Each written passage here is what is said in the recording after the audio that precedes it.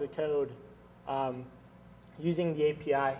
Another thing I implemented was a save state feature, which allows you to save all this data to just a single file, so then you could then later reopen it and have access to all those properties and values in your scanned requests.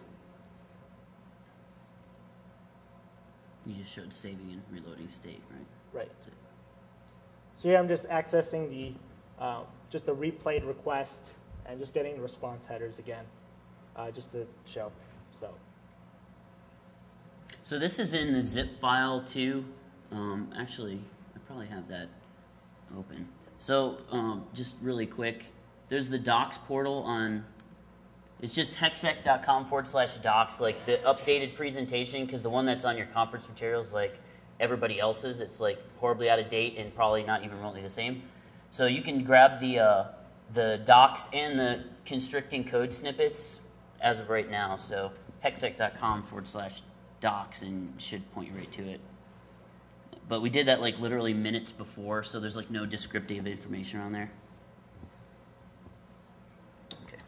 So like I said, you can save state, load state. Parsing logs is about like a minute per 100 megabytes, depending on how fast your machine is. It's relatively fast, so if you find ways to make it faster, I'm all ears. I'm all performance here, not security. So that's the way I work when it comes to like doing burp stuff. So, you know, if you want it, take it. If not, you know, you can do other things. So. It's all you guys. I love how black and white that is. If you want it, take it. If you don't, whatever. So I love how that picture was just taken with me going. I look like, it's like, what is he talking about? It must be really interesting. Another thing that's useful too when you're testing web applications is, since the browser is what renders all this stuff, it's nice to be able to integrate into the browser. How many people knew you could write extensions for Firefox in Python? A couple people. Okay, 5, very good. 6. How many people have ever done it? Is that 3. another one of those punch your face things after you're done? It can be a little difficult. One of the reasons why I quit doing it, because I had written a couple of standalone Zool runner applications, I didn't have enough access to the browser object without having to resort back to JavaScript. So it was extremely difficult to say, you know, HTTPlib2 or URLlib2, go grab me some HTML, and I want to render it in this browser object. Because Mozilla has all these funky things with Chrome, so obviously it doesn't let you just grab files from anywhere, even though you're running in Chrome. So I got really frustrated with that quick, because I want to build, you know, tools. So what I started to do more of was like WebKit development using PyQt. With WebKit, you can use a web view and set HTML from another lib. The reason you'd want to do that, obviously, is because we're testing stuff. So we want to make sure that we have control over every single part of the request. Because just like he said earlier, you know, a lot of times tools don't give you enough context around what you're doing. So by writing your own client, obviously, you have all the context you need and you have all the visibility. So here's a couple lines of code in PyQt to instantiate a web view. Does anybody want to tell me what this web view does? I was just seeing it. It's pretty easy. Yeah. I was just waiting for an answer. This is audience participation, man. You're supposed to speak up. So some things like testing for cross-site scripting are a little easier to do from a web perspective rather than just seeing it, you know, in code and say, hey, did this get echoed back to me? So that's just one instance of, you know, exploiting a cross-site scripting vuln with this. But you can make a request with any lib you want to and render it. You might have a bunch of saved requests in like a SQLite database or something. And you might have like show HTML source in one pane and then render it in another pane. I mean, that's pretty common. So as you can see, you can do that in just a couple lines of code. It's basic. Some other things you can do. WebKit's getting a little more interesting on like the PyQt front. You can instantiate an inspector on an object, which is kind of cool if you want to like view into like the HTML source and see all the syntax highlighted stuff. But they're also allowing more access to Python inside the browser object itself, which is cool when you start looking at plugins like Silverlight and Flash and all that. So it's coming along. This support's getting much better for it every day, so that's going to be definitely a place to watch. SOAP-based web services are still out there. I mean, we still run into them all the time. One of the things that I've noticed is that there's really no good tools for testing SOAP-based web services. So there's a lot of vuln scanning companies who tout their web services testing, but has anybody ever like peered inside, other than the people that work for the scanning vendors that are here, has anybody ever like peered inside the logic for scanning web services to see what it's actually doing? Probably not. I mean, I don't think many of us do. But what you can do with like suds, which is a module for Python, is you can create an object out of a WSDL and then start calling functions out of that very easily. So since it has an object API, it makes it very easy to call its methods. It uses, go back one, it uses URLlib2 for opener support. So since it's using URLlib2 underneath, that means it supports proxies, it supports different types of auth, supports, you know, all the things that URLlib2 supports. And it supports basic auth like right out of the box. So if you specify username and password, it's going to submit that.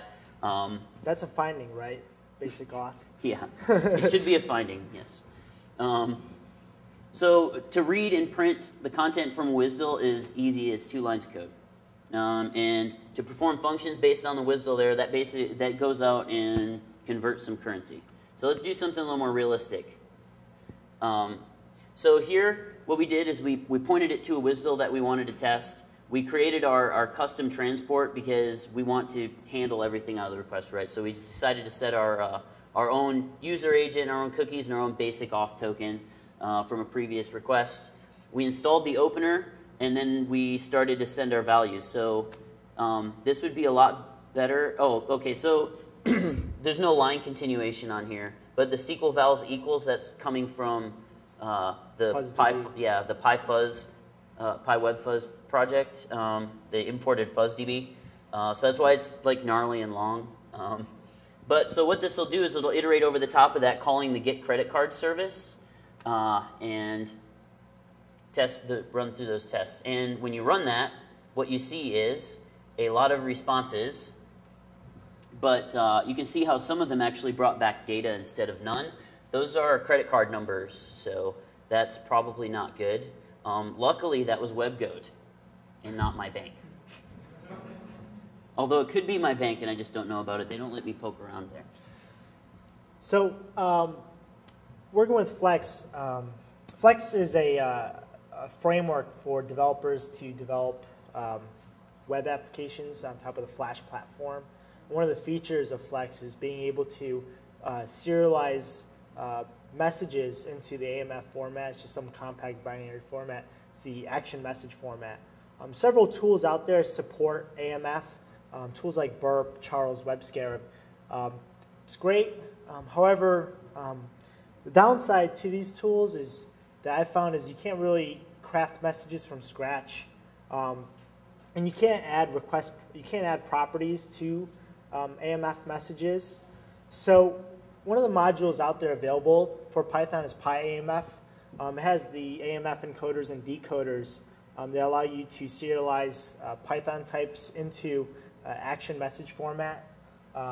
So take, for example, like a Python datetime object. That'll get serialized into an AMF datetime, which then, when BlazeDS, the remoting server, receives that, it'll decode it into like a Java util.date object. With PyAMF, we can write clients and remoting gateways. Django and Twisted have support. So you can actually write Python web applications that serialize content to AMF.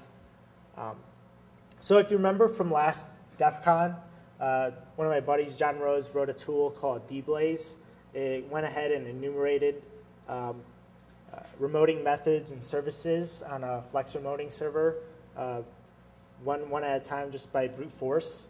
One of the things that I noticed diving into Flex is an AMF envelope can contain multiple AMF requests. So I just thought, like, hey, why not just stuff all those AMF requests in one? And I could just do all that enumeration in just one HTTP request. So that's one of the cool things I did, as well as like assess the entire entire Flex app in one one HTTP request, so you could fuzz the entire app. Hopefully it doesn't break halfway through your requests, but it's one of the things you could do really easily with a couple lines of Python. You might run into, you probably will run into cases where the Flex client is actually passing back custom objects to the server. So like say you have some employee object. When your proxy goes to actually try to deserialize this, it's going to choke on it because it doesn't know the structure of that object. So what we could do in literally 4 lines of Python is create an object factory. And this object factory is just basically a dictionary behind it. And then we just register that class with an alias, a class name alias, so that when PyAMF goes to encode or decode that object into an AMF stream, it encodes it as, say, that employee object versus just some dictionary. So that when the server then gets it, it knows that it's an employee object and not a dictionary or a hash map or whatever, and it works. So that's that. Has anybody in here ever done any IronPython? Ah, I stumped you. How many people know what IronPython is? Okay, I didn't stump you. IronPython has tight integration into .NET. And there's a couple of cool things you can do for it. Obviously, we didn't have enough time to like go into all this, but it can be your friend when you're doing .NET stuff.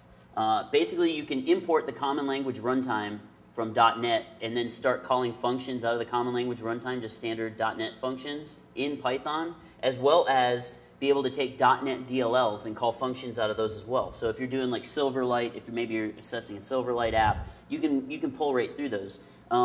If you've ever heard of .NET Reflector, I mean that's using like a lot of the .NET reflection libraries. You have the same amount of access to the, well, I shouldn't say exact same, but you have pretty much the same amount of access to those as well. So you could basically build your own reflection functionality inside of Python. So if you wanted to like create a small tool that goes out to the web and hits the Silverlight app, takes the zap file down, unzips it, goes through the manifest and looks for all the DLLs and then imports them, you could do something cool like that.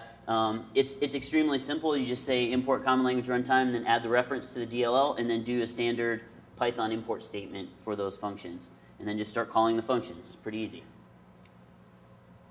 So as you guys probably run into testing applications, probably have run across a binary protocol here or there. You know, just because it's over the web doesn't mean it's all HTML. We did use binary before web. So you know, when you get this binary protocol, it's really easy to want to give up. And you know, what do you do without your scanner? Your scanner is not going to be able to test this now. And you know, we could all apply the Miller fuzz to this, which will find probably vulnerabilities in the parser of the binary protocol, but we might not explore or not be able to have the chance to explore deeper code paths as we would if we were able to actually decode that binary protocol into an actual message structure that we can work with. So Python has a Struct module, which allows us to pack Python values into associated C structures. So this is just a simple binary protocol I just whipped up as an example. A couple things to note. It's like real common amongst binary protocols is you have like type markers that indicate the type that follows. Strings would just have a following the type marker, the length of the string, and then the string itself. Strings encoded in UTF-8. Numbers would be encoded as doubles, say in network byte order here. And our type markers are basically shorts or unsigned 16-byte integers. So when it comes to parsing a string, basically, you know, when we indicate that our current position in a stream is that type marker, we could just unpack the next value into a short to get the length of the string. And then we unpack the string based on the length, so we actually have that value of the string there.